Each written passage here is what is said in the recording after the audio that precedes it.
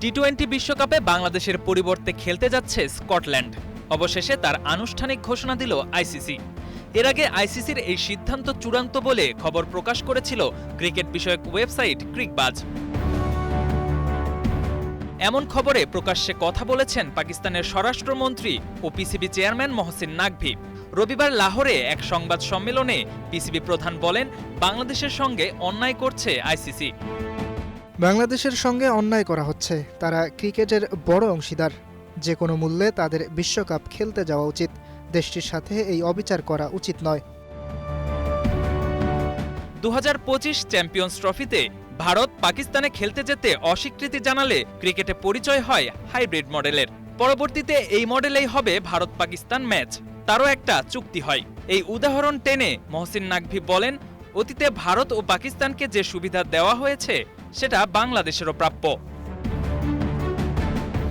বাংলাদেশের ইস্যু সামনে আসতেই পাকিস্তানের বিশ্বকাপ খেলা না খেলা নিয়ে নানা সংবাদ প্রকাশ করে পাকিস্তানি মিডিয়া। তারা দাবি করেছিল পাকিস্তানও বিশ্বকাপ বয়কট করবে।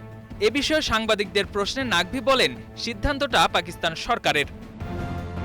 আমাদের প্রধানমন্ত্রী এখন দেশের বাইরে। তিনি ফিরে এলে এই বিষয়ে আমরা চূড়ান্ত সিদ্ধান্ত নেব। সরকার যেভাবে বলবে সেভাবেই আগাবো। পিসিবি সরকারের অধীনে, আইসিসির নয়। বিশ্বকাপ শুরু হতে খুব বেশি সময় বাকি নেই।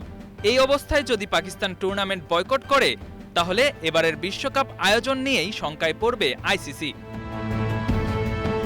কে এম সনি, স্টার নিউজ।